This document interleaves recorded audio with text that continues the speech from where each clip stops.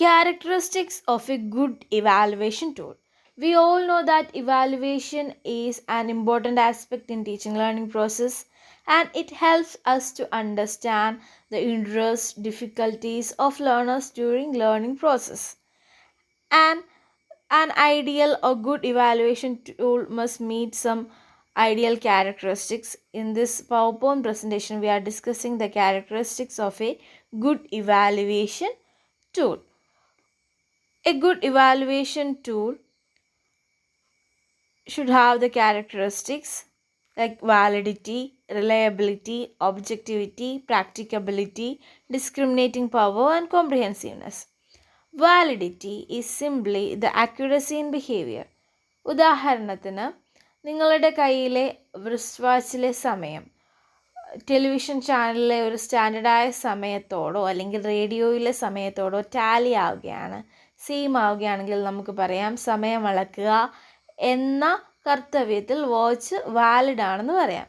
So ഒരു ടൂളിൻ്റെ കാര്യക്ഷമതയുടെ കൃത്യത അല്ലെ പ്രവർത്തനക്ഷമതയുടെ കൃത്യതയാണ് നമ്മൾ വാലിഡിറ്റി എന്നുകൊണ്ട് ഉദ്ദേശിക്കുന്നത്.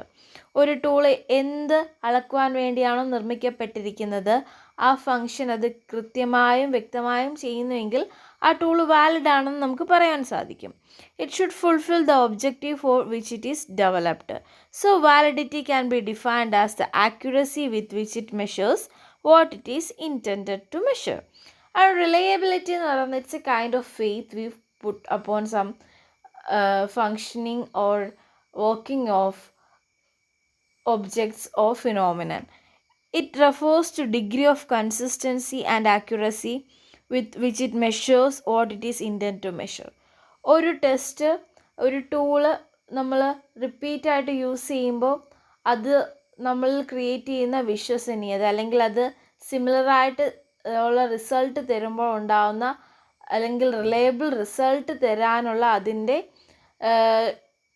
അതിൻ്റെ പൊട്ടൻഷ്യലിനെയാണ് നമ്മൾ റിലയബിലിറ്റി എന്ന് പറയുന്നത്. ഓക്കെ, ഈ കൺസിസ്റ്റൻസി ഈ റിലയബിലിറ്റി നമുക്ക് ഇൻക്രീസ് ചെയ്യാൻ പറ്റും, ഇംപ്രൂവ് ചെയ്യാൻ പറ്റും by limiting subjectivity. Okay, reliability of test or tool can be measured by using some methods like test retest method, split half method, and parallel form method. Then third is objectivity. Objectivity is very important and most primary prerequisite required for all other qualities of a good tool like comprehensiveness, reliability, validity, etc. നമ്മൾ ധാരാളം good qualities ചർച്ച ചെയ്യുമ്പോഴും ആ qualities എല്ലാം attain ചെയ്യാൻ വേണ്ട most pre requisites ആയിട്ടുള്ള ഒരു ക്രൈറ്റീരിയയാണ് ഒബ്ജക്റ്റിവിറ്റി എന്ന് പറയുന്നത്. ഒബ്ജക്റ്റിവിറ്റി എന്ന് പറയുന്നത് കൊണ്ട് ഉദ്ദേശിക്കുന്നത് ഒരു ടെസ്റ്റ് അല്ലെ ടൂൾ എന്ന് പറയുന്നത് പേഴ്സണൽ ബയസിൽ നിന്ന് ഫ്രീ ആയിരിക്കണം അല്ലെ ഇൻഡിപെൻഡൻറ്റ് ഫ്രം പേഴ്സണൽ ബയസ് ആയിരിക്കണം. എങ്കിൽ മാത്രമേ ഒരു ടെസ്റ്റിന് ടൂളിന് അതിൻ്റെ ഫങ്ഷൻ എഫിഷ്യൻ്റ്ലി നടത്തുവാൻ സാധിക്കും. ഇനി ഈ ഒബ്ജക്റ്റിവിറ്റി നമുക്ക് ഇൻക്രീസ് ചെയ്യാൻ പറ്റും by using more objective type test items like multiple choice questions. Multiple choice questions അറിയാമല്ലേ, 4 ഓപ്ഷൻസ് ഉണ്ട്, അതിൽ ഒരെണ്ണം മാത്രമായിരിക്കും വ്യക്തമായിട്ട് അതിൻ്റെ ആൻസർ. ആ ഒരു ഓപ്ഷൻ സെലക്ട് ചൂസ് ചെയ്യുന്ന വ്യക്തി മാത്രമേ സ്കോറിന് അർഹനാവൂ. സോ ആ ഒരു objective type question test items include ചെയ്യുന്നതിലൂടെ മാർക്കിംഗ് സ്കീംസും സ്കോറിംഗ് കീസും മുൻപേ പ്രിപ്പയർ ചെയ്യുന്നതിലൂടെ റിയലിസ്റ്റിക് സ്റ്റാൻഡേർഡ്സ് സെറ്റപ്പ് ചെയ്യുന്നതിലൂടെ നമുക്ക് ഒബ്ജക്റ്റിവിറ്റി അറ്റൈൻ ചെയ്യാൻ സാധിക്കും. Then discriminating power. Okay, a test should be able to discriminate the respondents. ഒരു ടെസ്റ്റ് നമ്മളൊരു പോപ്പുലേഷൻ അഡ്മിനിസ്റ്റർ ചെയ്യുമ്പോൾ ആ ടെസ്റ്റ് ചെയ്യുന്ന റെസ്പോണ്ടൻസിനെ ഡിസ്ക്രിമിനേറ്റ് ചെയ്യാനുള്ള പവർ ആ ടൂളിന് അല്ലെ ടെസ്റ്റിന് ഉണ്ടായിരിക്കണം. ഓക്കെ, ഫോർ എക്സാമ്പിൾ ഒരു ക്ലാസ്സിൽ മാത്തമാറ്റിക് ടെസ്റ്റ് നടത്തി ആ ടെസ്റ്റിൽ കുട്ടികൾക്ക് ലഭിച്ച സ്കോറിൻ്റെ അടിസ്ഥാനത്തിൽ ടീച്ചറിന് മാത്തമാറ്റിക്സിൽ ആവറേജ് പെർഫോമൻസ് നടത്തുന്ന കുട്ടികളെയും ഗുഡ് പെർഫോമൻസ് നടത്തുന്ന കുട്ടികളെയും എക്സലൻറ്റ് ലെവൽ ഓഫ് പെർഫോമൻസ് നടത്തുന്ന കുട്ടികളെയും തിരിച്ചറിയാൻ സാധിക്കണം.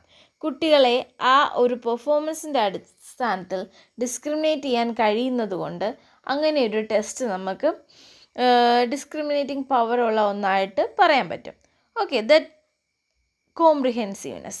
കോംപ്രിഹെൻസീവ്നെസ് എന്ന് പറയുമ്പോൾ it should cover all points expected to be learned by peoples. ഒരു ചാപ്റ്റർ പഠിപ്പിക്കുന്നതിന് മുമ്പ് നമുക്ക് കുറച്ച് ഒബ്ജക്റ്റീവ്സ് കാണും അല്ലേ, ആ ചാപ്റ്ററിൽ നിന്ന് ഒരു കുട്ടി അക്യൂർ ചെയ്യേണ്ട നോളേജ് ഐറ്റംസ്. സോ ഈ ഐറ്റംസിൽ നിന്നെല്ലാം അല്ലെങ്കിൽ ഈ ഒരു സബ്ജക്റ്റിൻ്റെ ഈ എല്ലാ ചാപ്റ്റേഴ്സിൽ നിന്നും ക്വസ്റ്റ്യൻസ് ഈ ടൂളിൽ ഉൾപ്പെടുത്തിയിരിക്കണം. എങ്കിൽ മാത്രമേ കുട്ടിയുടെ ലേണിംഗ് ഒബ്ജക്റ്റീവ്സ് എത്രമാത്രം കുട്ടി അറ്റൈൻ ചെയ്തു എന്ന് നമുക്ക് പറയാൻ പറ്റൂ. അപ്പോൾ ആ കോംപ്രിഹെൻസീവ്നെസ് ഒരു ഐഡിയൽ ക്യാരക്ടറിസ്റ്റിക് ആണ് ഒരു ഗുഡ് ടൂളിന് വേണ്ട ക്യാരക്ടറിസ്റ്റിക്സിൽ ഒന്നാണ്.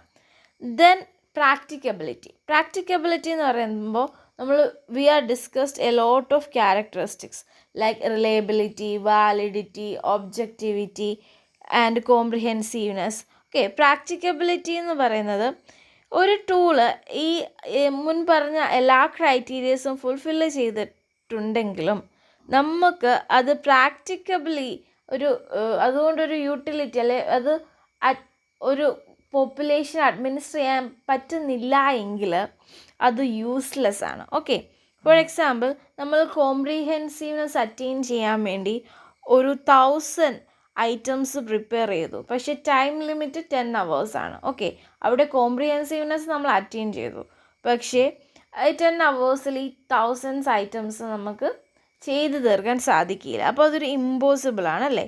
അതൊരു വാലിഡ് റിസൾട്ട് ഈൽഡ് ചെയ്യുകയാണെങ്കിൽ കൂടി അത് പ്രാക്ടിക്കൽ സെൻസിൽ ഒരു ഇമ്പോസിബിളായിട്ട് ഉള്ള കാര്യമാണ്. അപ്പം പ്രാക്ടിക്കബിലിറ്റി നോക്കുമ്പോൾ നമ്മൾ is of administration, is of scoring ഒക്കെയാണ് നോക്കണ്ടേ. ഈസ് ഓഫ് നമുക്ക് പെട്ടെന്ന് സ്കോർ ചെയ്യാൻ പറ്റുന്നത്, ഒരു പോപ്പുലേഷൻ ഒരു ലിമിറ്റിനുള്ളിൽ കൊടുക്കാൻ പറ്റുന്നത്.